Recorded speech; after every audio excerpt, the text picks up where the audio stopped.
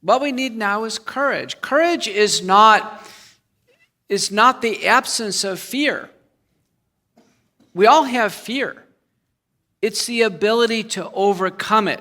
And for most of us in our lifetime, the COVID-19 pandemic was a dose of fear right in our houses, right in our communities, in our churches. And courage was our ability to overcome the fear. Now, in reality for COVID-19, it was a fearful illness for a small group of vulnerable, susceptible people, largely our seniors. It was real. It was a real illness, and people really lost their lives. But this ability to overcome the fear, the contagion in many senses was fear itself. So as introduced, I'm Dr. Peter McCullough. I'm a practicing internist and cardiologist in Dallas, Texas. And from the very beginning, I became involved in the pandemic because I knew that it was a treatable illness. I did not trust the narrative all over the world that the virus was unassailable and that all we could do was lock down and wait for a vaccine. It violated all of the principles that I had understood my entire life as a medical doctor. I knew there must have been a way. And of course, other doctors were thinking the same way all over the world. And so some of you will get a book tonight that the conferences put on, had provided for you free, which is wonderful, Courage to Face COVID-19. If you don't get a book, it's available online. And it describes the story in a gripping true crime narrative. It's not a boring medical book. It was written by John Leake. He was the other character in the trailer. John's a best-selling true crime author. He's considered probably the world's greatest historian currently. And it's written with a beginning, a middle, and an end so you can understand what was going on all around the world simultaneously. And the most interesting thing about this great controversy that we're all in is that it's all simultaneous in the world all at once. There's nothing uniquely American about what we're going to talk about tonight. So I'm going to ask for my slides to come up, and with fear and trepidation, we're going to replace there we go. So Art of War is going to stay up. I guess that's appropriate here, the Art of War. But I'm going to present what I am considering, and I think you would agree, is modern medicine's great controversy. We're in a controversy now. For the first time, on almost a daily basis, I hear from patients and people in my circles that they don't trust the medical community anymore, that trust has been lost. You said trust has been lost. This is a great controversy. Our entire field is built on trust. The relationship between a doctor and a patient is considered a fiduciary relationship. And the operative principle is beneficence. That's what's in the best interest for the patient. Not what's in the best interest for the doctor or the hospital or the NIH or the CDC or the Trump administration or the Biden administration, but what's in the best interest for the patient. And the fiduciary relationship was broken through the course of the pandemic, and trust was lost. One of the reasons why it was broken is we saw a full embodiment in vaccine ideology. And vaccine ideology goes like this. Humans are inherently susceptible to infectious threats. Through medical innovation, vaccines can make the human body more resilient through immunization. Because vaccines are not perfect, for them to work on a population basis, everyone must take them, without exception. They must be accepted. 1721, Mary Wortley Montague, some of the early smallpox vaccines. 1721, 2021. Look at that. 300 years. 300 years is a long time in any scientific field. 300 years of vaccine ideology. How could they have known in the 18th century or the 19th century that any vaccine would work? How could they possibly know? It had to be accepted as an article of faith. And boy, the controversy started fast. You think we had a COVID vaccine controversy. Let's go back to the 19th century where various smallpox vaccines were used all through the 19th century, and they were taken from the lymph of cows and horses, sometimes human to human, and they were arm-to-arm vaccination. It got so bad in England, see that fist fight there? People were put in jail if they didn't take a smallpox vaccine. Mothers and fathers were put on jail if their kids didn't take a vaccine. The kids couldn't go to school if they didn't take a vaccine. This was all through England, Boston, the Northeast United States. There's no way they could know if those vaccines were safe or not. Look at Alfred Wallace. He is considered the co-discoverer of natural selection with Darwin. Look at his treaty. Vaccination proved useless and dangerous from 45 years of registration statistics in the UK. It got so bad, Leicester, England, which is in the upper right there, they basically said, listen, we're not going to vaccinate against smallpox. These vaccines are not working and they're not safe. And they forced legislation in the UK, and as soon as they stopped mandating vaccination, people stopped taking it because it didn't work. What was the problem? Smallpox vaccine, it was the lymph from animals. It could not have been clean. It was impossible to sterilize it. Impossible. So it was contaminated with staph and strep and tetanus and syphilis and foot and mouth disease. This was all well described. People died from the smallpox vaccine. They took this vaccine to try to avoid smallpox, and they died of staphylococcal sepsis, or they died of diphtheria. It was horrendous. We have no idea how many people died of the smallpox vaccine. That's how bad it was. It had to force legislation to say, stop forcing it.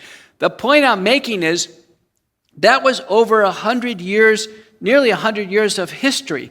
UK, Europe, America. That's not COVID vaccines.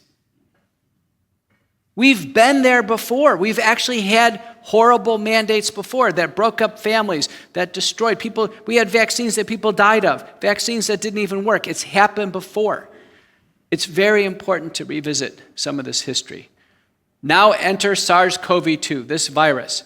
Virtually every one of us has had it. How many people have had COVID? Okay, there we go. It's just about everybody. Published studies, about 97% of people have had COVID. The spike protein is the red bud or that spine on the surface of the virus. That spike protein gets stuck in the human body. The human body can't get rid of it. So if you've had the virus, chances are you have some of this in your body right now. It's very possible. Some infectious organisms, once they get in the body, it's very hard to completely clear all of them out. Another example is Lyme disease. If anybody's ever had Lyme disease, the organism is called Borrelia burgdorferi. And when it gets in the human body, it's hard to clear it all out, so people get a long-term Lyme disease syndrome. Another one is syphilis. When people get syphilis, it's very hard to get the syphilis organism out, and so there's long-term, talking for decades, problems with syphilis. This is one that this gets in our body, and we've learned that the spike protein, we can't get it out of our body. And the reason is because it was manipulated intentionally in a Chinese biosecurity lab to enter the human body, which it's not supposed to do in nature, and to be more invasive and more lethal by design. The Select Subcommittee for Coronavirus Pandemic Investigations in the U.S. House of Representatives, led by Brad Wenstrup, has made great progress in understanding what's happened. In short, there are at least 4 co-conspirators in the creation of this virus. First up is Dr. Anthony Fauci. He was actually brought in by Trump in the Trump administration, and he survived the Trump administration at the end and the Biden administration. All the indications point to the fact that Fauci was in on it the entire time. He was pretending like he was responding to something that was brand new, but he knew the entire time. In fact, he was part of a conspiracy to cover up where the virus came from. To begin with, early in January 2020, there's a whole set of emails and phone calls saying, oh boy, we're in trouble. The virus got out of the lab in China. And Fauci and Francis Collins and others said, listen, let's tell them that it came out of nature. Don't point to the lab in China. Intentionally. The committee has gotten this out. Second co-conspirator is Dr. Ralph Barrick. He's the engineer. He's the one who engineered taking part of a bat coronavirus onto a human coronavirus and making it invade and be lethal. Third one is Dr. Peter Daszak at the EcoHealth Alliance. He carried the plans from Barrick over to China. Daszak, 2 days ago, was essentially convicted on a scientific grounds and was debarred from ever receiving any more federal support for anything to the EcoHealth Alliance. And then finally, Dr. Xing Li. She's the bat lady in China. She went into the bat caves and handled the bats and harvested the virus, what have you. And they published papers. Those two papers in the upper right are papers, manuscripts, in widely read journals. The first one is in Nature Medicine. The other one's in the Proceedings of the National Academy of Science. And they announced their creation in 2015 and 2016. They announced that they created it. Look what they called it. A SARS-like cluster in the first paper. The second paper, a SARS-like Wuhan Institute of Virology CoV virus poised for human emergence. They telegraphed it. They said it's ready to go. That's what these papers say. It's ready to go. We've got it. We created the virus. They announced it in broad daylight. In these papers, they also were working on monoclonal antibodies and vaccines in the same papers. So here's the idea, and Peter Daszak has been very open about it.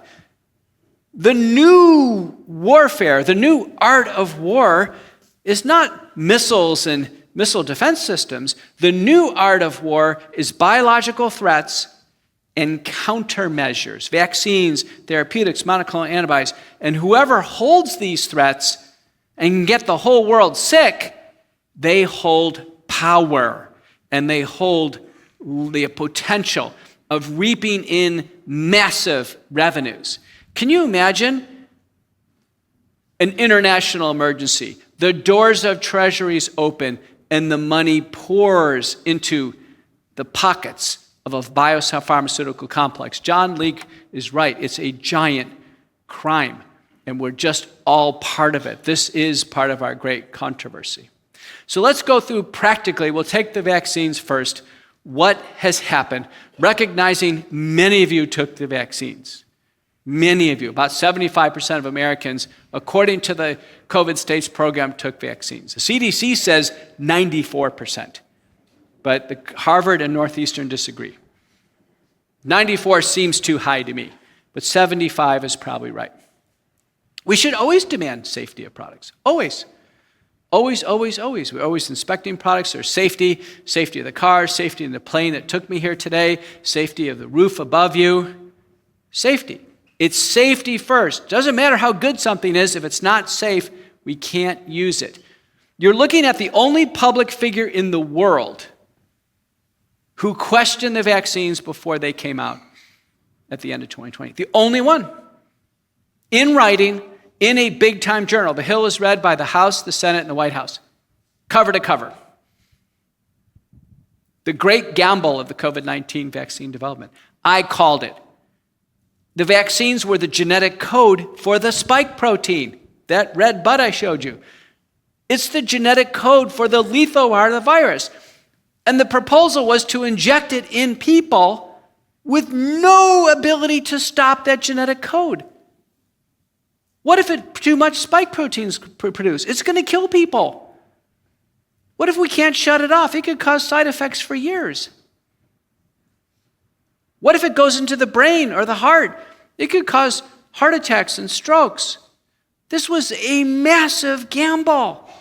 We have never injected genetic material into the human body on a mass scale ever. Ever. This was the proposal. This was beyond belief. It was the most dangerous, reckless thought that the scientific community has ever proposed. It was more dangerous and reckless than the smallpox vaccine. Quite honestly. Smallpox vaccine was some lymph from animals. If you could kind of survive the pricks and hopefully not get too contaminated, you get through it. Not this. If this genetic code cannot be shut off, and if spike protein cannot be cleared from the body, we are in deep trouble. Deep trouble. Now, if we took one of them and kind of got through it, maybe okay, but two, okay, 3, 4. If we're following the CDC guidelines right now, you're on your 9th shot. 9. If you're immunocompromised and elderly, you're on your 12th shot. Everyone should think, wait a minute, 9 shots? That seems too much. It seems out of the norm that you would understand for a vaccine. Many manuscripts have been published, Dr. Acevedo, White House, Dr. Bruno, demonstrating that the genetic code gets into human cells, takes over human cells, and the spike protein is produced in an uncontrollable fashion. It's not just the spike protein, but because the messenger RNA is synthetic, there are some frame shifts. The code isn't read correctly, and there's other proteins produced. That's the reason why we see such a wide variety of diseases. Brogna and colleagues showed the spike protein, which always travels in triples, so it winds around itself with 3 components, is in the bloodstream for 6 months after the shot in at least half of people. If the spike protein is in blood after the shot, it's in sweat, it's in breast milk, it's in all the secretions, it's everywhere, it's in the brain, it's in the heart. We've never given a vaccine where something circulates in the bloodstream for 6 months. None of this was tested ahead of time. None of this was messaged to us ahead of time. This is all after they come out. Researchers get a hold of the vaccine and start studying it. Alden and colleagues showed in a human hepatoma cell line, a cancerous cell line of immortal cells, that the Pfizer genetic code, at least that center 444 base pair amplicon, is taken up into the human genome within about an hour. Now, experts say if the middle part is taken up, almost certainly the whole thing is. What does this mean? It's possible that the Pfizer and Moderna genetic code is permanently installed into the human genome. It's possible. There hasn't been a study to confirm this one, and there hasn't been one rejecting it. So as we sit here today, we have to reconcile that Pfizer and Moderna potentially could have permanently changed the human genome. We don't know. We hope that the body can edit it out, but this is very disturbing. Now, when the vaccine gets in the body, not every cell experiences the vaccine, so hopefully it's a mosaic of cells, but we're greatly concerned that what if gametocytes, what if eggs and sperm took up the Pfizer-Moderna code and is permanently installed? Then they would pass it on to the baby. That's the great concern. All of this was done with no attention to what actually could happen. Incredibly reckless. These 2 papers came out in the last few months. It's clear now. Pfizer and Moderna vaccines are contaminated with small fragments of DNA, what's called DNA process-related impurities. They exceed safety thresholds. A recent paper from Germany has just confirmed this. And they contain SV40, or simian virus 40, promoter, enhancer, and origin insertion, as well as antibiotic-resistant genes. That means for sure, because it's DNA, for sure this is taken up into human cells. This is not speculation. It's a matter of how much. SV40 is a known cancer-producing code of DNA. It produces cancers. It's used to produce the vaccines because it makes a rapid sequence called a plasmid crank out a ton of messenger RNA. This has been brought to the attention of the Canadian authorities, the European Commission authorities, and the US NIH and FDA and CDC. Not a single government has taken the vials and taken the cap off and inspected it themselves. These are independent researchers doing this. Why has not a single government in the world shown concern that the vials could be contaminated with something that could be cancer-causing? Not a single country has expressed concern.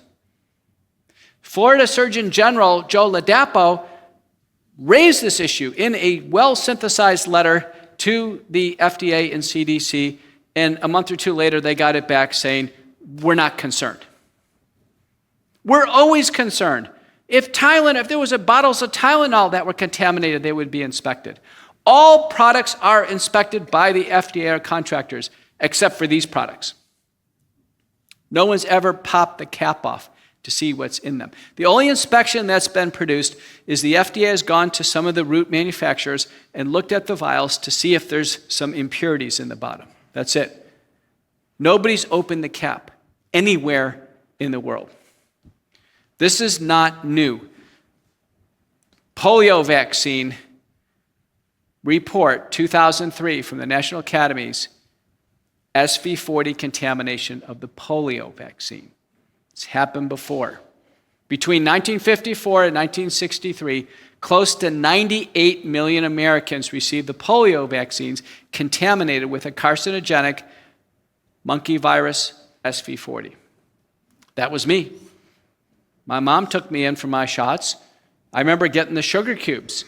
They didn't work. Actually, sugar cubes cause more polio. And we were rushed in then to get the polio shots. My mom took me in. We got the shots. They were contaminated. I don't know if I had got one contaminated or not. I don't know if I got enough to produce cancer or not. The Institute of Medicine and the National Academies did reports. They don't know if this is causing cancer or not. But it shouldn't happen. The point is, these things shouldn't happen. We should have a culture of safety. We should have learned from 1954 to 1963, we can't produce vaccines without inspections. Nowadays, we have inspections to quantitate contaminants. It should never have happened, ever. What happened clinically? Our vaccine event reporting systems were off the Richter scale in 2021 with side effects like we've never seen before and people dying after the vaccines, like we've never seen before. I was questioning them. I was in the U.S. Senate in November 19th, 2020, and I was asked point blank under oath about the vaccines, and I had no comment because I had no data to evaluate. It was such a tense time in our history. And I was neutral as they came out of the gate. I didn't tell my patients to take them or not take them. But by March of 2021, it was clear that they were causing harm. And I was in the Texas Senate, and I gave my opinions. Look where we are today. This is as of a few months ago. Our CDC is confirming Americans, 18,655 Americans have died after the vaccine. 1,150 die on the same day they take the shot in the vaccine center a few hours later, and 1,225 died the next day. This system, which I report to, doctors and nurses and paramedics only report to the system when we have decided the vaccine caused the side effects. Theirs is not a correlation exercise. It is causation by proxy of submission. The vaccines caused the deaths, certainly, of 18,655 Americans. We've had 2 presidents make no mention of this. We've gone through 2 FDA commissioners, 3 CDC directors. No mention. All the heads of all the vaccine companies, no mention. The same information is all over the world. Every single death database is skyrocketing. No mention. This is almost certainly underreported by a factor of 30 in FDA testimony. Because if someone dies at home and we can't find the vaccine card, it is not brought to attention, it's never reported. When it's reported, we need vaccine card. A doctor has to certify this. We have to put in our name, our number, and all our information of where our office is and everything else, and we have to certify what happened. And if there's any question of fraud on the submission, it's federal fines and imprisonment for the doctor who submits these. Believe me, every one of these 1865, for sure, the doctors and nurses and paramedics who did these reports are convinced the vaccine causes death. Should be no more than 5, 10, 15, 50 deaths in a big program off the market. There's something wrong. There's something wrong. Do the math. 30 times 18,655. We are looking at 550,000 plus Americans have died with this vaccine. 550,000. It's approaching the Civil War. And no mention by our two major presidential candidates. They have the Civil War right in front of them, and there's no mention. Do they know? It makes one gravely concerned.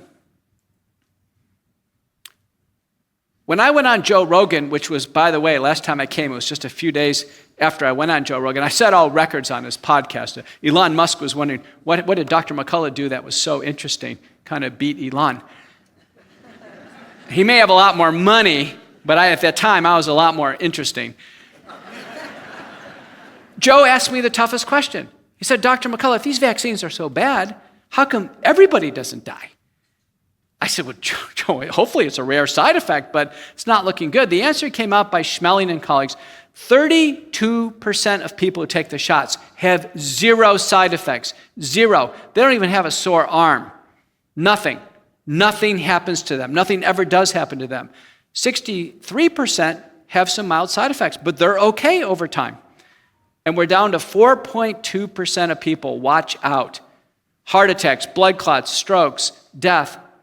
It's in fortunately, a small number of people. The US CDC vSafe data suggests that number is 7.7% of people are seriously harmed by the vaccines. Yes, God is great, and many have been spared. But remember, the one sheep. Just because everybody is kind of okay, it's not okay that someone else has died. This is very, very important. This applies to all vaccines. Just because you're okay and you took them, it's not all right that someone is harmed. We should never accept that in a civil society. Why is this happening? Maybe some of the vials have hyper-aggregated messenger RNA. There's process-related impurities or contaminants. It occurs in batches. You can actually go online and check how bad is my batch and see if anybody's died from the vials that you took. You can actually check this out. And it actually is well validated. What's happened? Cardiovascular side effects, myocarditis, heart attacks, neurologic, stroke, Guillain-Barré syndrome, neuropathies, hematologic, blood clots like we've never seen before. Big blood clots, arterial and venous. Biggest blood clots I've ever seen in my career. Not dissolving with blood thinners. And then immunologic problems, all different types of rashes, kidney failure, multi-system problems. I've never seen this in my clinical practice, my 4th decade of clinical practice. Astonishing. This is an astonishing, new, large volume of disease. And something on the horizon we're greatly worried about is cancer. From not only the SV40, but also the fact that the Chinese believe the messenger RNA impairs DNA repair and the spike protein impairs our tumor surveillance systems. So there's a term that's been born. It's called turbo cancer. That is, cancers that arise de novo and progress at very rapid rates in those who've taken the vaccine. Every cancer registry in the world right now is skyrocketing upwards. Every one of them. The question has to be asked, could it be due to the vaccines? National Cancer Institute is not asking that question. American Cancer Society is not answering that question. No one's looking at the new obvious exposure, which is the vaccines. A year ago, we had 3,400 peer-reviewed publications, and it's well over 4,000 now. Your doctors know this is happening. It's in the medical literature. Now, there's a tremendous bias against publishing any papers that bring bad news because the journal editors took the vaccine, the doctors in the academic medical centers took the vaccine. Many times manuscripts have to be approved by the department chairman who took a vaccine or research administration. The medical schools mandated the vaccine, so they're not going to publish a bad paper on the vaccine. 3,400, it's probably 340,000 in reality. We are seeing the tip of the iceberg in terms of bad news, but here's a few of them. Crossan and colleagues, Harvard. The messenger RNA is physically stuck in the heart. It physically gets stuck in the heart, and it installs the genetic code, and the spike protein is produced. The heart should be nice and pink, as shown on the right, and not all white and full of inflammation, as shown on the left.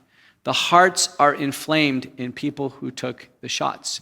This paper by Bowmeyer shows the spike protein staining in that salmon color is physically in the heart. We shouldn't have Wuhan spike protein in young boys hospitalized in Germany with myocarditis. Should not be in the heart of young men, but it is in those who took the vaccine. Schreckenberg showed that even putting Pfizer or Moderna directly on a cardiomyocyte, a heart muscle cell in the test tube, the heart muscle cell is poisoned. It doesn't contract normally, it doesn't depolarize and repolarize normally. It's cardiotoxic. If this experiment would have been done in the fall of 2020, it would have been full stop. No drug company would bring a product to market where it looks like it poisons a cell right in the test tube. But these studies weren't done. They were brought out, and we were told that these are safe, they're effective, and we're going to take it, and we're going to go with it. An article of faith, vaccine ideology, and now we are putting the pieces together afterwards. This paper, Japanese-U.S. collaboration, about 700 vaccinated, 300 unvaccinated. The cardiac positron emission tomography studies in 100% of people who took the shots are abnormal. 100%. It's just a matter to what degree. Normally, the heart uses free fatty acids as its fuel. But when someone takes the vaccine, it's shifted, and then the heart prefers glucose, in this case, 18-fluorodeoxyglucose. On the left and upper right, that kind of greenish amorphous picture, that's a heart that shouldn't take up any glucose. That's a normal heart. That's in an unvaccinated person. And on the right, where you see it bright red, and you can see the outline of the heart, that's somebody vaccinated, where the vaccinated heart is taking up glucose when it shouldn't. We don't know what this means. When I order a PET scan, before COVID, I was looking for an area in the heart muscle that's not getting enough blood flow so we can decide on an angioplasty or bypass surgery. It looks like the hearts of people who took the shots have a degree of ischemia or not enough blood flow. And we've learned that the spike protein stacks up the red blood cells, they call hemagglutination, and maybe indeed not enough oxygen globally is getting to the heart, causing the heart to pick this pattern. This is extremely alarming. This is a prestigious group. This was published in Radiology. One of the authors is from the University of Texas at Houston. No mention in the cardiology community. Cardiologists aren't talking about this. This paper from Harvard. Young boys hospitalized at Massachusetts General Hospital with myocarditis. What did they find? They found that those boys with myocarditis, they have circulating spike protein, but the antibodies that should be blocking the spike protein are missing the target, and the spike protein is damaging the heart. But in the boys that are fine, they are producing spike protein, and the antibodies are stopping it. So this is part of the explanation of why do some boys get myocarditis and others are spared. It has to do with how the antibodies target the spike protein. This was published in Circulation, our best cardiology journal. Again, no grand rounds on this, no featured stories in our cardiology newsletters. Published from Harvard in our best cardiology journal. Very alarming. Any cardiologist who had a young boy, and I mentioned boy, 90% of myocarditis is in boys, should be extremely disturbing. We should be talking about this at the water cooler, yet there is an oblivion to what's going on. I published this paper with Jessica Rose and Nick Hulsher, who's now our fellow at McCullough Foundation. Look at this. We had hardly any cases of myocarditis with vaccines up until the COVID vaccines, and then it skyrockets in red, and we've summarized all the different vaccines. The point is, of those who get myocarditis, as reported by doctors who believe the vaccine caused myocarditis, and there's a ton of cases, the mortality rate is 2.9%. 2.9%. You may say, well, that's not very high. I would tell you for an 18-year-old boy, that's very high. 18-year-old boys should not be spending time in the hospital with heart inflammation after these shots. They should be going to school and enjoying sports. When Damar Hamlin of Buffalo Bills went down, I watched the whole thing. Other doctors were saying, well, it wasn't the vaccine. How do they know? They said, well, it's because he tackled somebody hard. No, that doesn't explain it. I went on Tucker Carlson within 24 hours. I said, Tucker, it's the vaccine until proven otherwise. He's lucky he got defibrillated. I wrote the Buffalo Bills doctors, and I wrote the Buffalo Evening News. I said, we know that's a vaccine cardiac arrest. It has all the hallmarks of it. His risk of another cardiac arrest are infinitely high. The Bills really walked that one carefully. He was barely in pads in October. I think he played 5 plays during the year, including that busted fake punt at the end. That's it. I bet you don't hear from him again.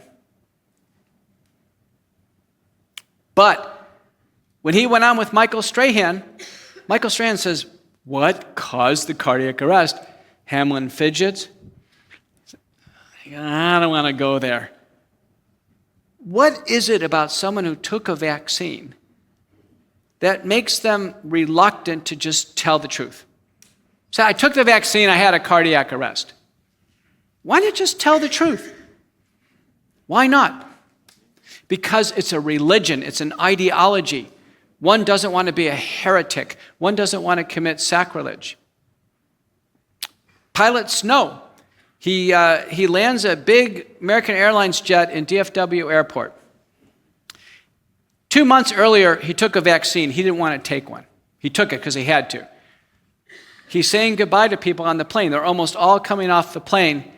Boom, it's lights out. He has a cardiac arrest.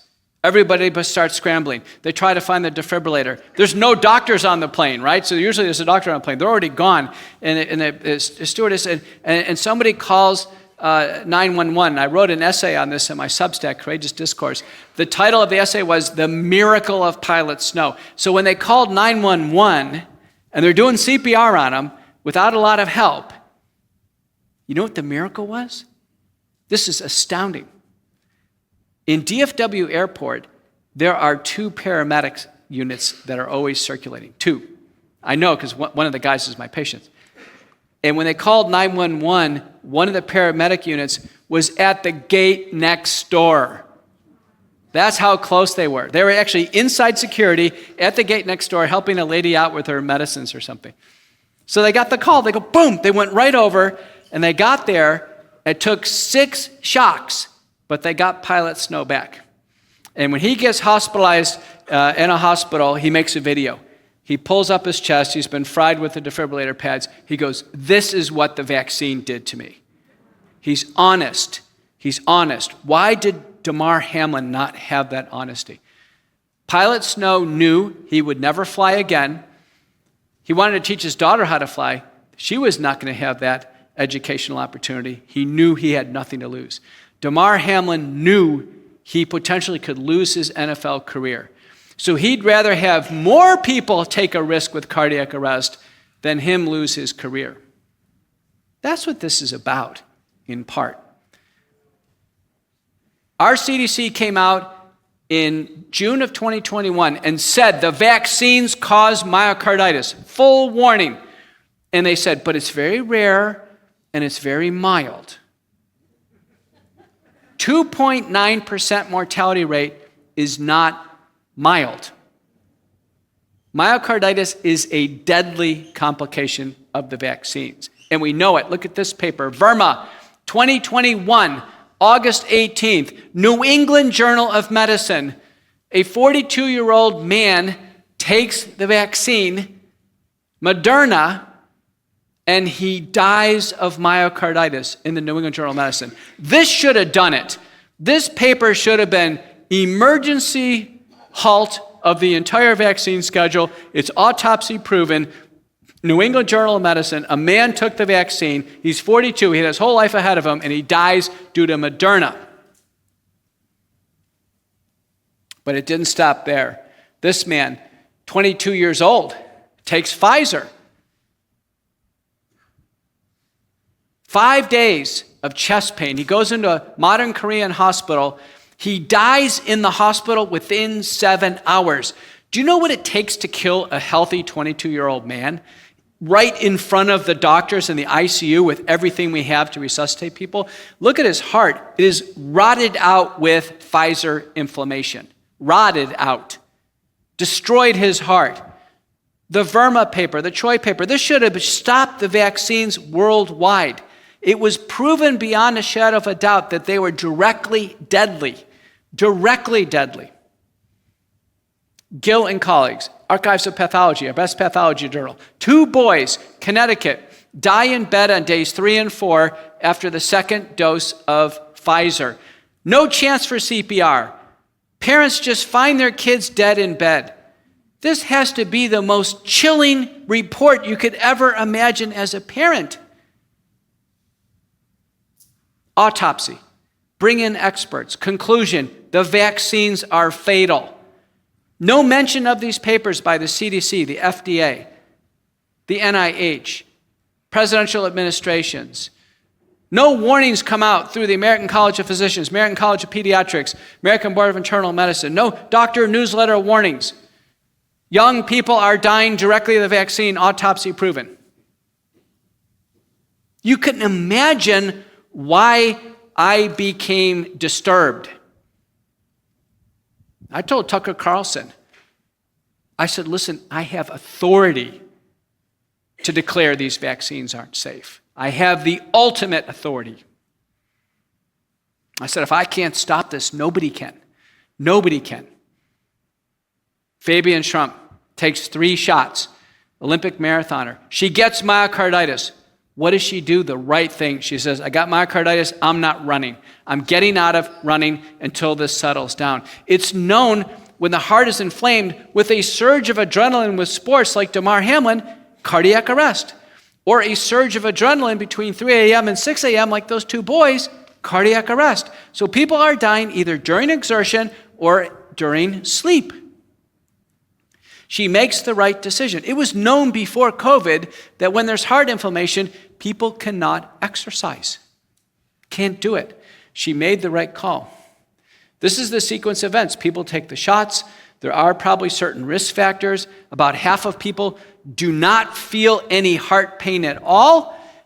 There is inflammation in the heart. If we get an MRI, we can see it in the bigger cases. Blood tests can help us. But when there's a surge of adrenaline, there's ventricular tachycardia on the upper right, ventricular fibrillation, collapse, and sudden death. And boy, have we seen newsreel after newsreel after newsreel of athletes having death on the field.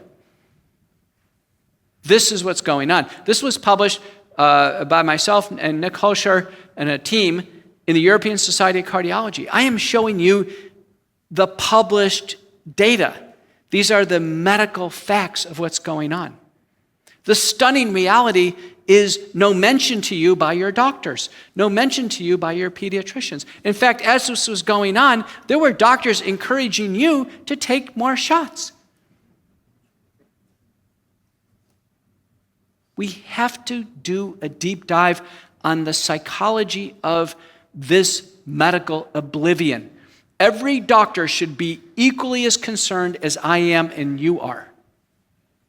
Without protection now, without any safety protection here, the vaccines will do more harm. The only way to avoid harm is to take no more of them.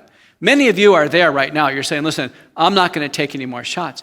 But not everyone is in the same place you are.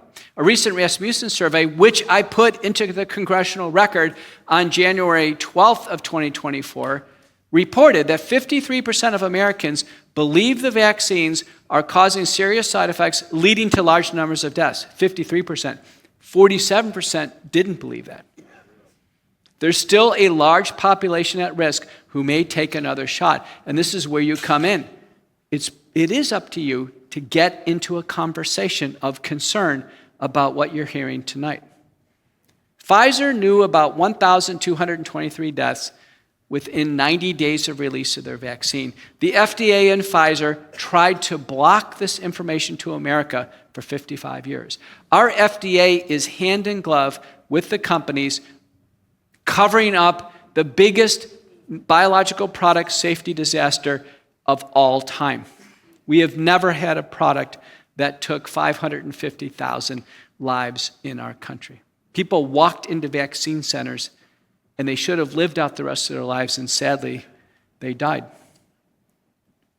Vaccines are not safe anywhere. There's outrage everywhere.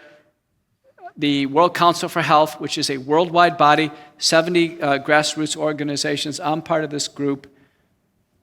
June 11th, 2022, full report, all the data you could ever imagine from all over the world showing the vaccines are not safe, causing death.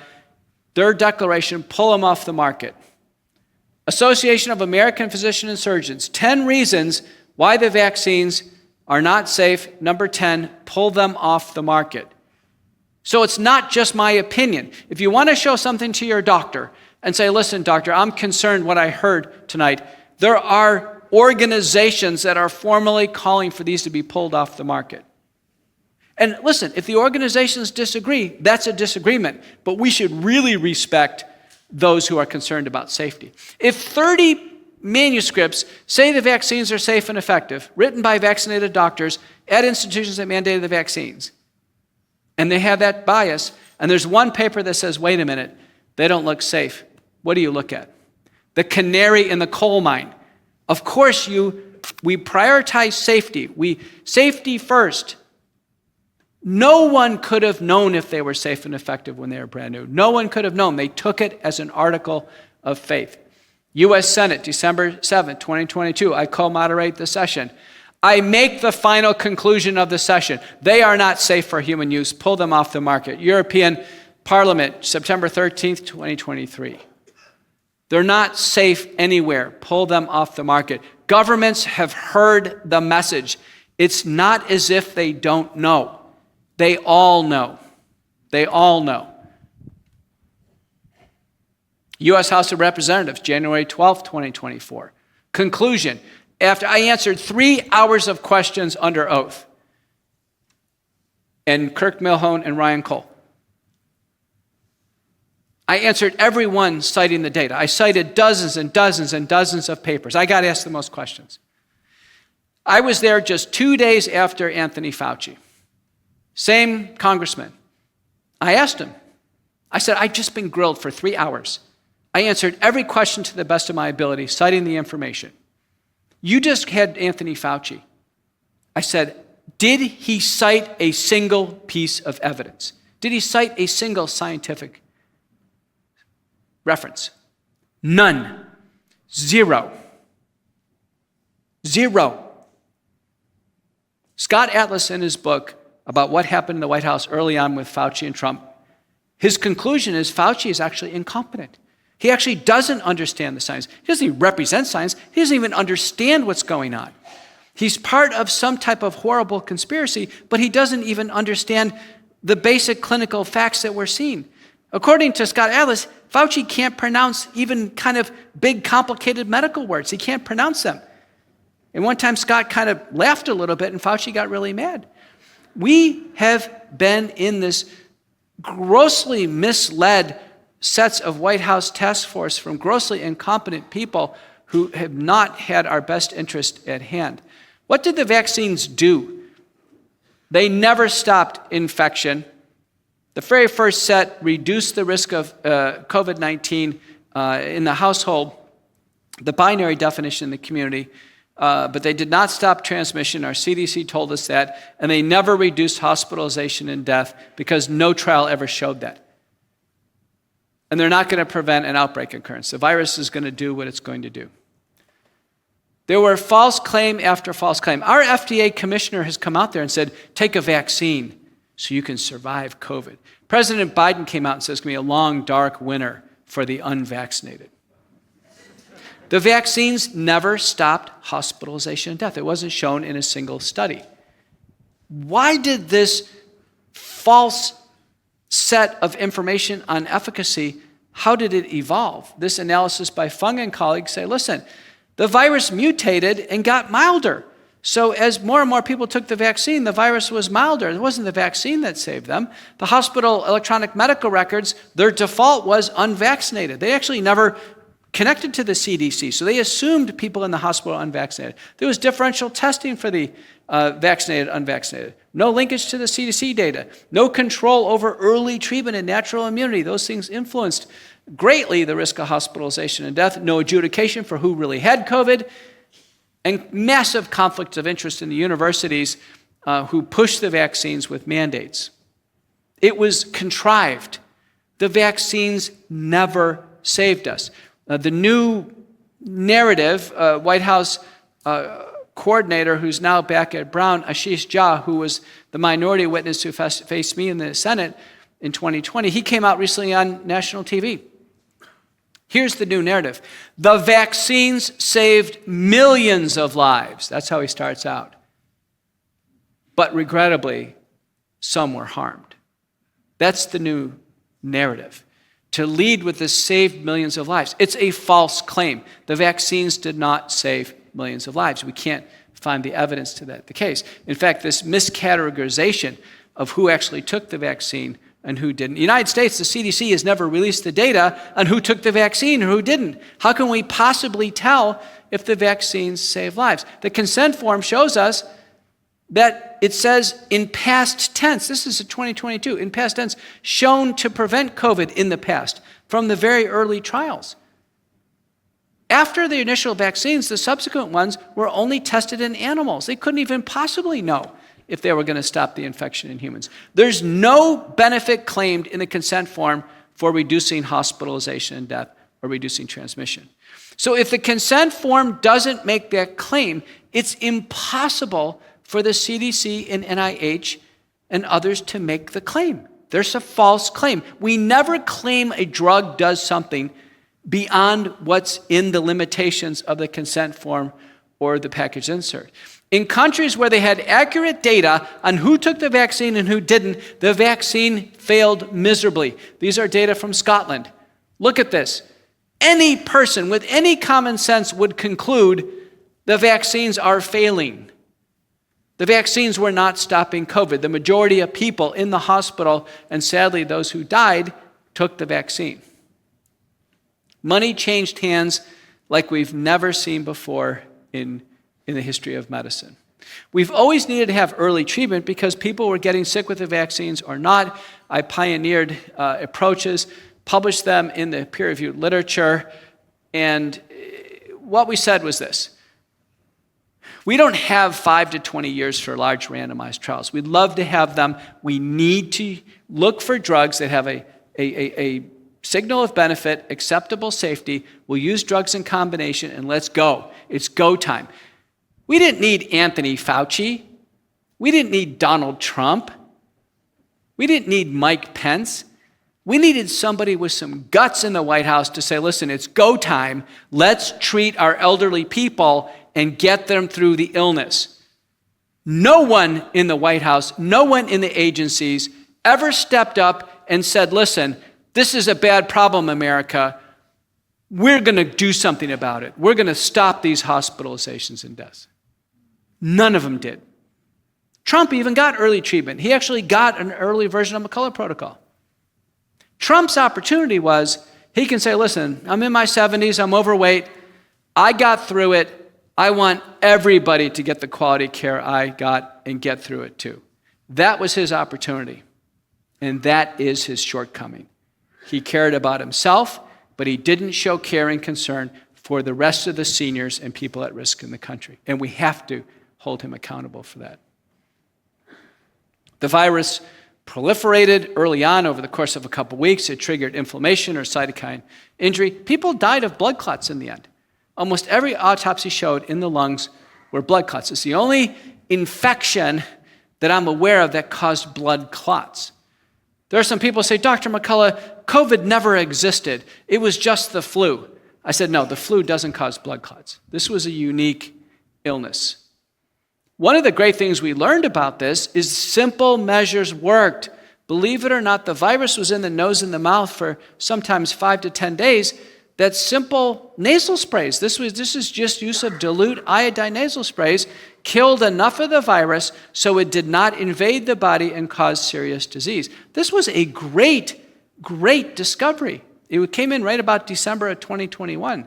Virucidal nasal sprays and washes. I never knew about that. But then there are products you can make your own by just taking some iodine and some salt water, just a couple drops, don't make it too strong, should never burn, or you can buy commercial products.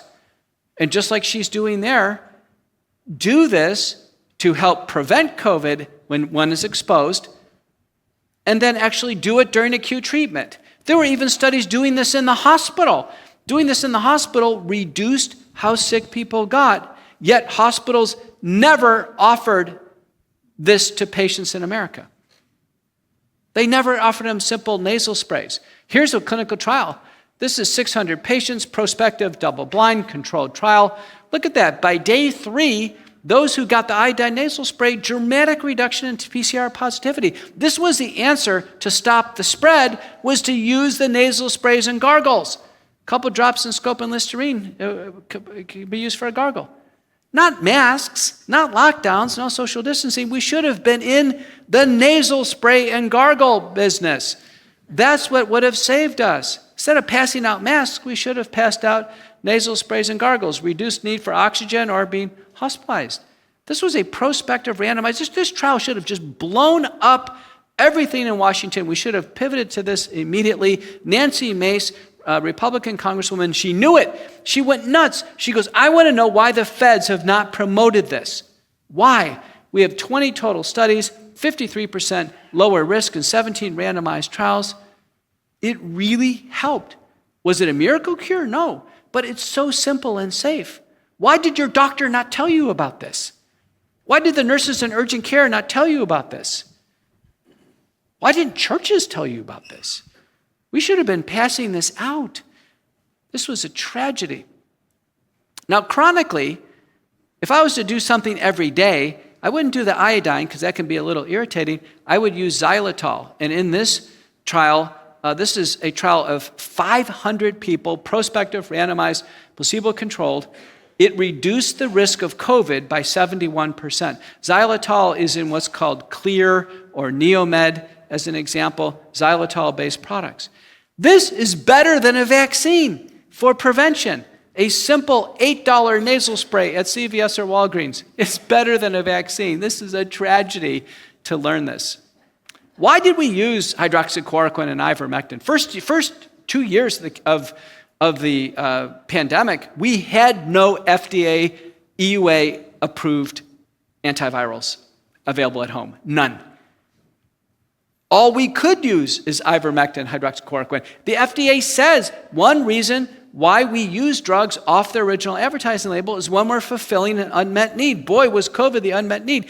Every doctor should have offered patients early treatment who are at high risk. Probably 25% of adults should have got early treatment. We had information early on that ivermectin reduced the chances of death with COVID by 50% in a prospective study done in Florida called the ICON study. It was published in Chest. Ivermectin is safer than Tylenol. It's a simple oral drug. Every single American who is high risk should have been offered ivermectin. Every single person who got hospitalized should have been given ivermectin. Yet hospitals took that away. They blocked ivermectin. They prohibited it. Pharmacists wouldn't distribute it out to patients. Why? It's safer than Tylenol. They were giving patients Tylenol. Why don't you just give them ivermectin? Why? This is an astounding question. We have to ask ourselves. People died. People really died. We had high-tech monoclonal antibodies. They were always safe and effective. They were like miracle drugs. I used them broadly. We had 6 of them. They were sequentially taken off the market within a few weeks of coming on the market. Why? We had purchased enough of these to treat every American with monoclonal antibodies, yet you couldn't find them anywhere. People were scrambling. Every ER should have administered to them to people who got admitted to help them survive the hospitalizations, yet they didn't. It turns out the statistics are only about 18% got 15% got monoclonal antibodies. When they did, they survived. Vitamin D, we turned out, had remarkable effects. Yet there was no messaging on vitamin D, and we can go on and on. Association of American Physicians and Surgeons, if you're going to support a physician group, this is the group that had it. This is October of 2020. They had the McCullough protocol, a formalized protocol of how to get early treatment and telemedicine services to get you the drugs. This should have been grabbed by the White House. They should have said, okay, a doctors group stepped up. They've got the answer. Let's go with it. Yet pharmacists would actually not prescribe the drugs. Doctors would say no. Doctors would say, there are doctors who say, no, ivermectin doesn't work. You know, they said ivermectin doesn't work on the first day of the pandemic. How did they know? They said hydroxychloroquine doesn't work. How did they know? The research wasn't done. The same doctors who said hydroxychloroquine and ivermectin don't work on the first day are the same doctors who said the vaccines work. For sure they work right away. What was in their minds where they knew something ahead of time, a priori, did not work, but something else did? It's an ideology. It's a part of our great controversy. We knew by 2020 we had clear and convincing evidence that early treatment worked. It took about 4 to 6 drugs in combination, including the blood thinners that we use at home and oxygen. This is done all over the world. No single drug was necessary nor sufficient. There were treatment protocols that used no hydroxy, no ivermectin. They got people through it. People died in this country because of therapeutic nihilism. They were denied treatment. Our seniors, our most vulnerable people, were denied treatment and they died. On our watch. Let us never forget that. What do we have now? Long COVID. Long COVID, symptoms after COVID, and also after the vaccine. In this paper from Germany, Dexner and colleagues, 70% of people with long COVID, they have the vaccine. It's all mixed together. It's probably the vaccine loading them with the spike protein, and they got COVID, and they got even more spike protein because the vaccines don't work. So largely long COVID is a syndrome of the vaccinated, and it is the spike protein. This paper from Australia shows the spike protein is in all the tissues. It's everywhere, causing inflammation from the infection and from the vaccine. I've been a part of 2 papers where we are proposing an answer, a proposal. It's called base spike detoxification. We have to help the body clear out the spike protein. We can't get rid of it ourselves. I've tried every drug under the sun. No drug seems to work. What we have found is that 3 natural substances appear to have a role, and they are nattokinase, most important slide you're going to see tonight, nattokinase, 2,000 units twice a day, bromelain, 500 milligrams a day, and curcumin, 500 milligrams twice a day. This is a proposal, and these are starting doses. Many times we're doubling, tripling, or quadrupling the doses. But these do reliably dissolve the spike protein in preclinical studies, which are very consistent, intact cell and cell lysate models. Curcumin has actually been studied in humans in randomized trials, and that clearly blocks the inflammation of the spike protein.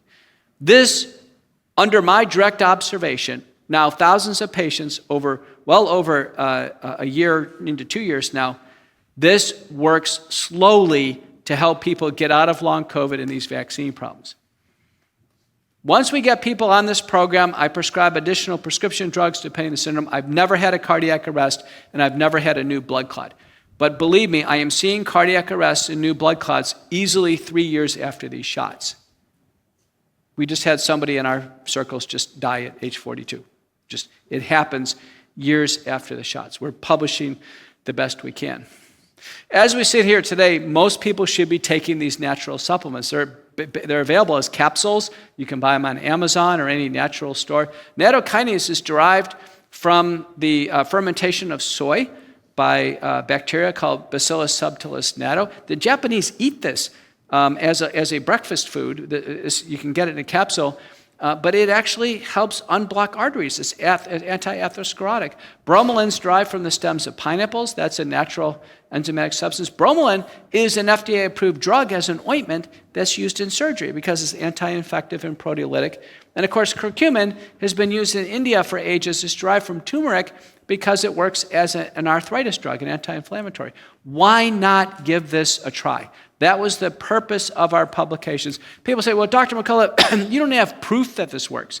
I said, listen, I don't have large randomized trials. I love large randomized trials. I'm one of the most published people in the history of medicine. I love to do randomized trials. I don't have 5 to 20 years to do it. People are sick right now. We have to go with the best clinical judgment. This is my best clinical judgment. I have not been wrong yet during the pandemic.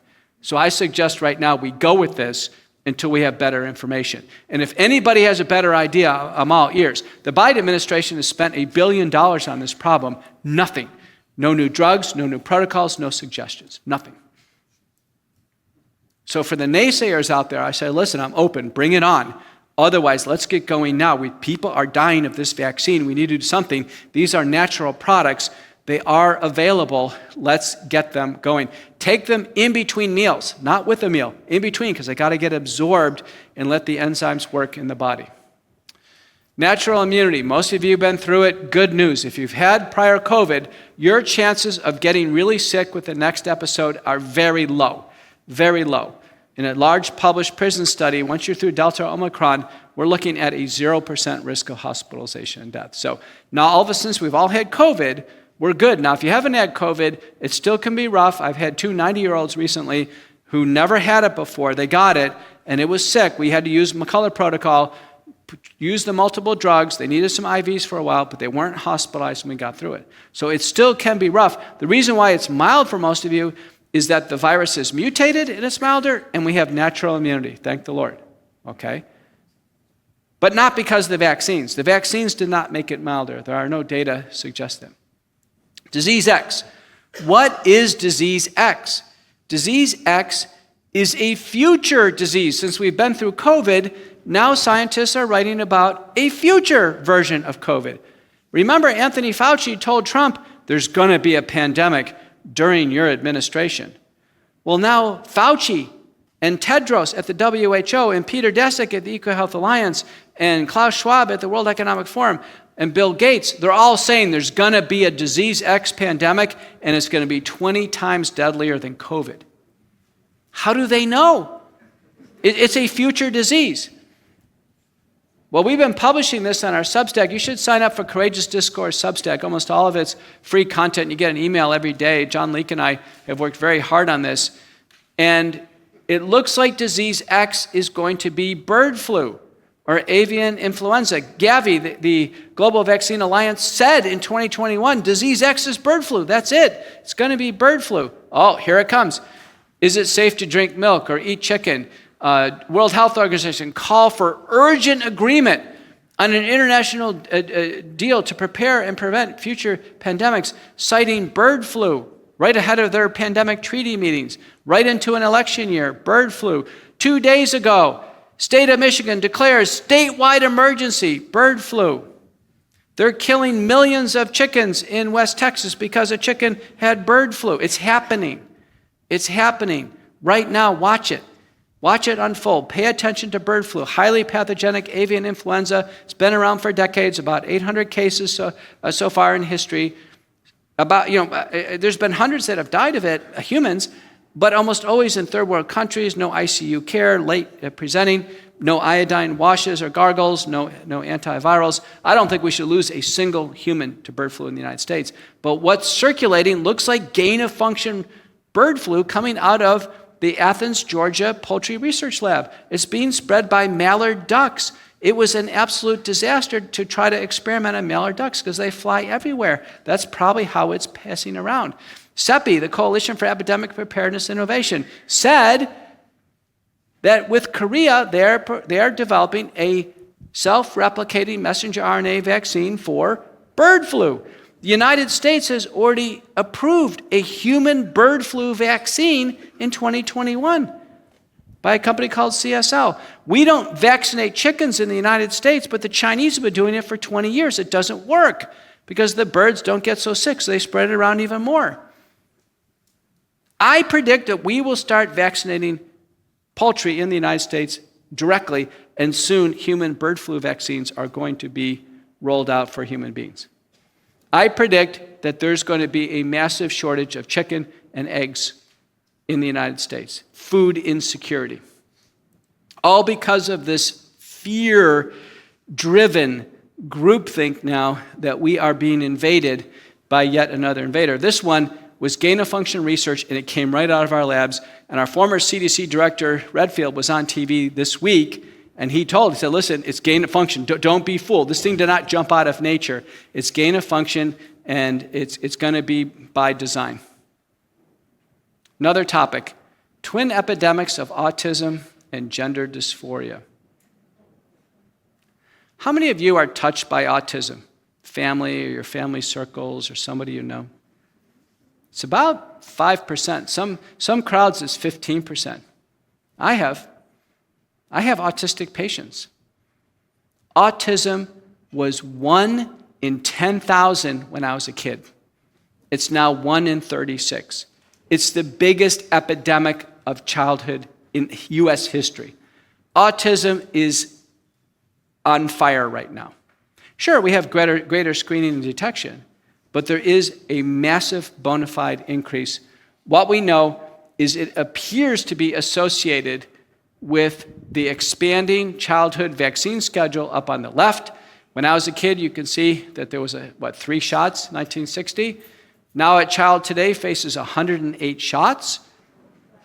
At one of the visits between age 1 and 2, there's 13 shots administered altogether in children.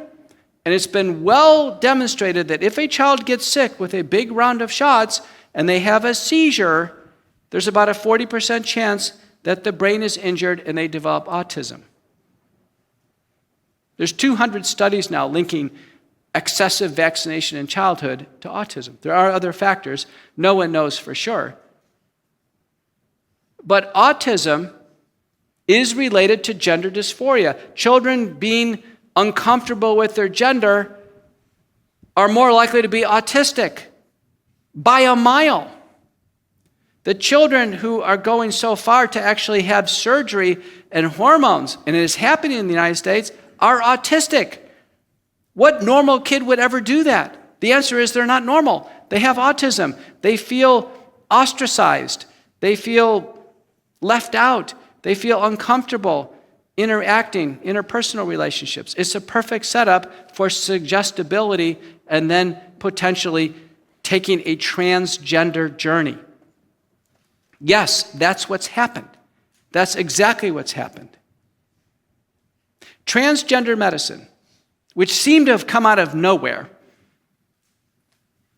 in the published studies, the hormones and the puberty blockers make the kids sick, cause acne, sleep disturbance, weight gain, nausea, vomiting, because it's not normal for kids to take these hormones and puberty blockers. The surgeries are disfiguring, ridden with complications, sterilizing.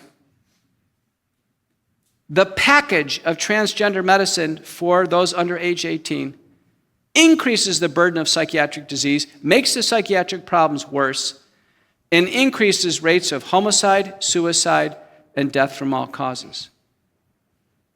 In a clear analysis, transgender medicine is bad medicine and it causes harm. The solution for gender dysphoria is have the child go through a normal puberty and then have the body develop into the man or female body. Now, if an adult later on has different sexual preferences, and if an adult later on wants to live out the fantasy in the opposite gender, that's their choice. And people can do that. If they do it at their own expense, that's fine.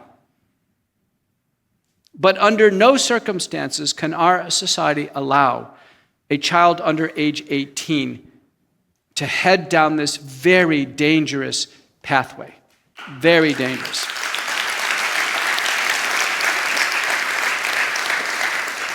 You can tell medicine is in a great controversy when the Endocrine Society, the American Society of Pediatrics, and the American College of Obstetrics and Gynecology fully support transgender medicine. The correct answer on a board exam for an American doctor is for a 10-year-old child who's questioning their gender is to start puberty blockers. That's the correct answer on a board exam right now. Nurses have to take mandatory rotations through transgender units. In Canada, they voted in Parliament that if a parent attempted to stop their child from going through this gender journey, the parent would be criminalized. It was a unanimous vote in Parliament, and they clapped for 5 minutes afterwards continuously, standing ovation for themselves. What is in the minds of people now all over the world? Putin is trying to put down a transgender crisis in Russia. There's a transgender crisis in Indonesia and in Europe and in the UK. Something is wrong. I'm telling you, this is not just COVID. Something is very wrong in the minds of people. In Texas, we saw this developing. Ken Paxton, our Attorney General, had a ban on transgender medicine, and then he was taken out of power because they were trying to impeach him. And so the ACLU stepped in and they stayed the ban. And so it was game on for gender surgery. And all the major academic medical centers, they were all doing gender surgery and hormones. They had transgender departments having the nurses do this. What ethical doctor or nurse or technician or hospital administrator would ever participate in this? Ask yourself this. What? Doctors and nurses can't police themselves? They can't understand what's ethical and moral and what's good and bad? They have lost their moorings? Ask your doctor about this. Ask your pediatrician about this. Attorney General Office reached out to me. They said, listen, Paxton is right now taken out of power. They said, Dr. McCullough, we can't find a single prominent doctor to go against this transgender agenda. The transgender advocates are in Austin lobbying for transgender medicine. The Autism Advocacy Network lobbying strong for transgender medicine. I said, you found your expert now. I dropped everything I could. I wrote a report. It went all the way to Texas Supreme Court. And on September 5th, 2023, transgender medicine under age 18 was banned in the great state of Texas.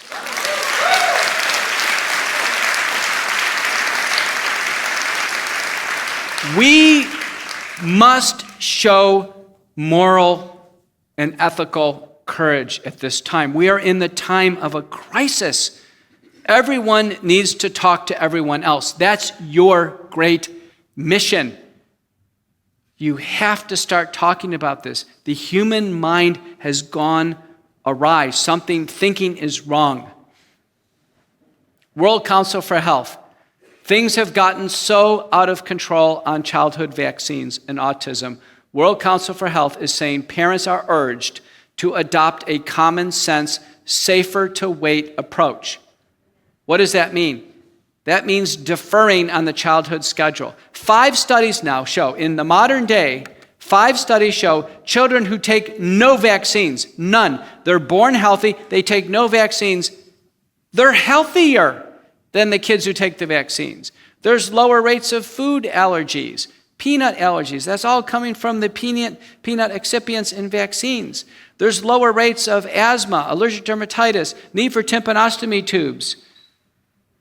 Lower rates of attention deficit disorder, Asperger's disease, lower rates of autism spectrum disorder by a mile. Massive excessive vaccination is likely harming our children today. And most of us are older. We didn't take that many vaccines. We're not against vaccines. I counted up all the vaccines I took in my body in the course of my life. It's 69. Because I had to take a shot every year to be on hospital staff, and I traveled to places around the world, I took shots. So we're not against vaccines. But excessive vaccines early in neurologic development to children in the ages of, honestly, from newborn to probably 4 years old, it's too much. 50% of all the sudden infant deaths that occur within a week of taking a battery of these shots. 50%. A representative in the state of Louisiana proposed that a child who dies under the age of 1 in Louisiana,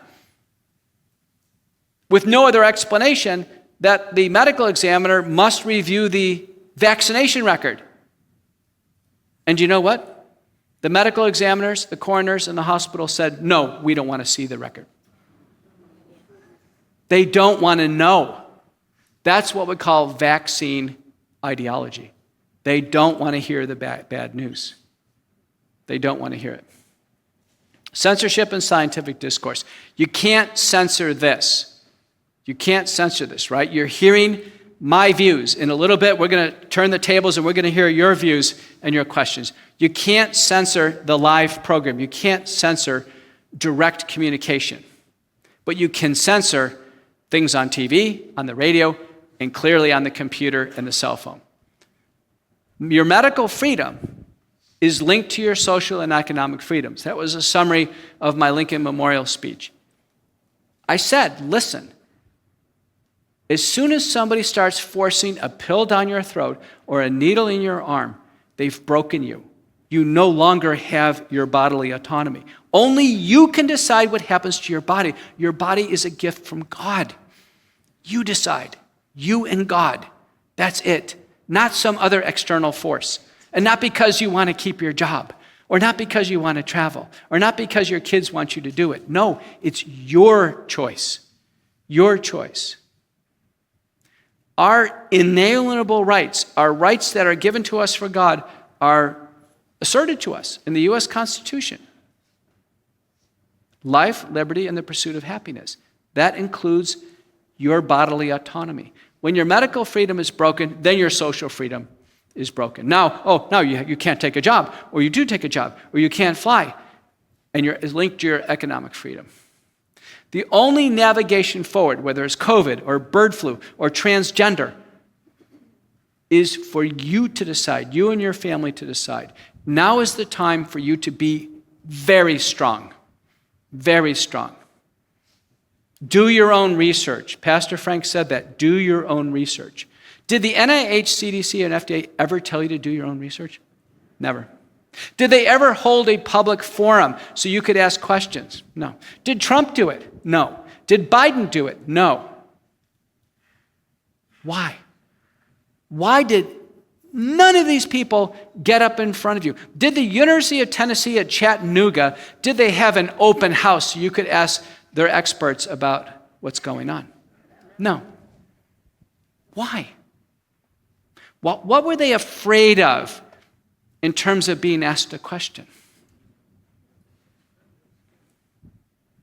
Well, listen, we got Missouri versus Biden. That is the case. We're going to hear the results from this very shortly. This is a Supreme Court case that says, listen, the government was in social media, and it was altering social media to make the vaccines look safe and effective when they weren't. It was suppressing any hope of information on early treatment, suppressing data on vaccine safety. It was broadcasting favorable things on the vaccines and suppressing the reality of safety on the vaccines.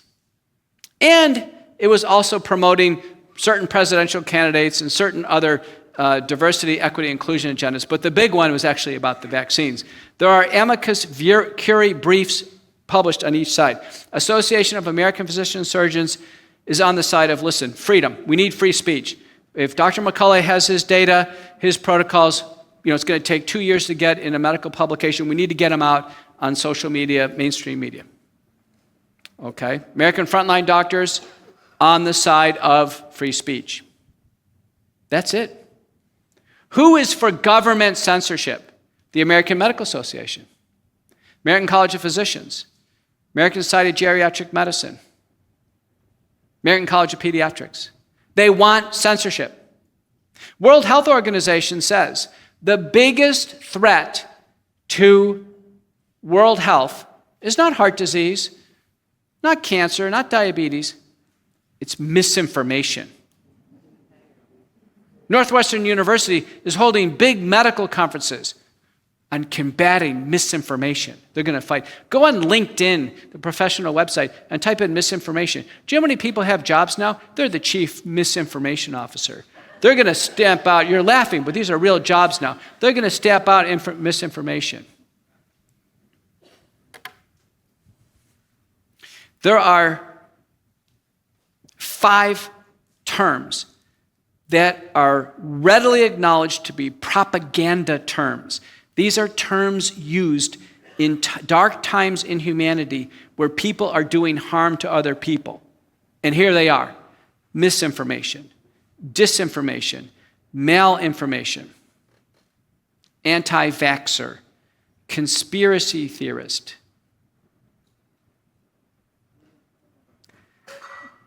Every time these terms are used, they establish a power dynamic. You're spreading misinformation. Immediate power dynamic. You're guilty, I'm innocent. I have the correct information, you have the wrong information. A fifth one I was trying to reach for was anti-science. There's Peter Hotez. He's a colleague at Baylor in Houston. He has a lecture series. He recently came on my alma mater campus. It's called The Deadly Rise of Anti-Science. Really what that means is he holds science, and anybody who disagrees with him is anti-science. These are propaganda terms.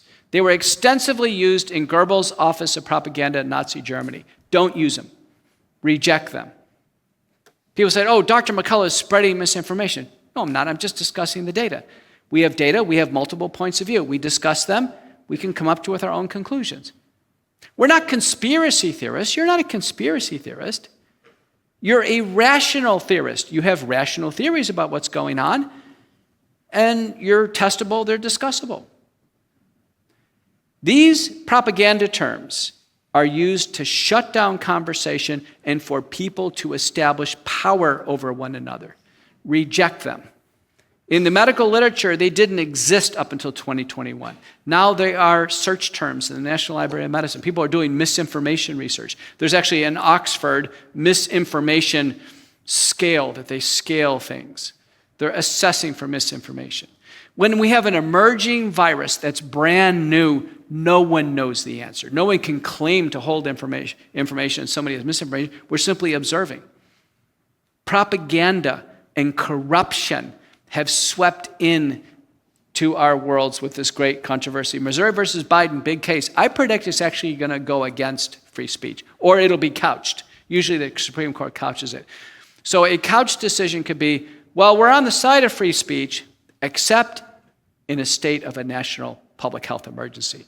Then it's game on for government censorship. So if it's game on for government censorship, it's game on for independent media. Meaning, look for your sources of independent media that you find out there on your cell phone. Look for independent writing, essays, and follow them. Do your own research. Because if it's cited on the government side for Biden, they are telling you up front, you will not get the truth through media or social media. They're telling you up front, you're going to get a government narrative. So to finish and conclude, the pandemic response has been a disaster. This pandemic would have been over with if we just would have let doctors and nurses and others just take care of this. All COVID-19 vaccines should be removed from the market. None of them are safe or effective to leave on the market. Pre-hospital phase of COVID illness or bird flu is the therapeutic opportunity for reducing hospitalization and death. We will never let people get so sick to come into the hospital. The hospital cannot save people. We save people at home. Base spike detoxification, nattokinase, bromelain, and curcumin for long COVID and vaccine injury syndromes, I think should be a worldwide standard of care. It rapidly is becoming that as the only reasonable, safe proposition we have until we can figure out more. Excessive childhood vaccination is associated with the twin epidemics of autism and related transgenderism. Transgender medicine amplifies the psychiatric burden of disease and increases mortality. It is bad medicine, and I think we should reject it. And shame on our medical centers for letting it happen. Duke University, I've done many things. I've given grand rounds at Duke University. They have a tops clinic and a bottoms clinic. And so does Harvard. And so do all the other centers right now. The transgender is the best example that something has happened in the medical mind. It's not COVID. It doesn't need to happen. It should have a thorough evaluation. Censorship and reprisal are working to crush our freedom of speech, scientific discourse, and medical progress. And please, let's hold together on this. Now's the time for the strongest church congregations, the strongest Bible studies, the strongest fellowship we can have. We have been deceived greatly over the last few years, and there's deception all around us. Now's the time to come together. Trust your instincts. Trust your fundamental understanding of what the world is about. Your instincts are right. Don't be fooled by what you're told. So I'll finish here. We've been like the angel weighing out the evidence, and in many cases you've joined me roaring like a lion. St. Augustine said, the truth is like the lion, just let him out. He can defend himself. I am unafraid of anything because I am bearing the truth as I understand it. You are equally as fearless in doing that. The fate of our country, in fact, the fate of the world, lies in the balance. I'm Dr. Peter McCullough. Thank you so much for listening. Thank you so much. Thank you.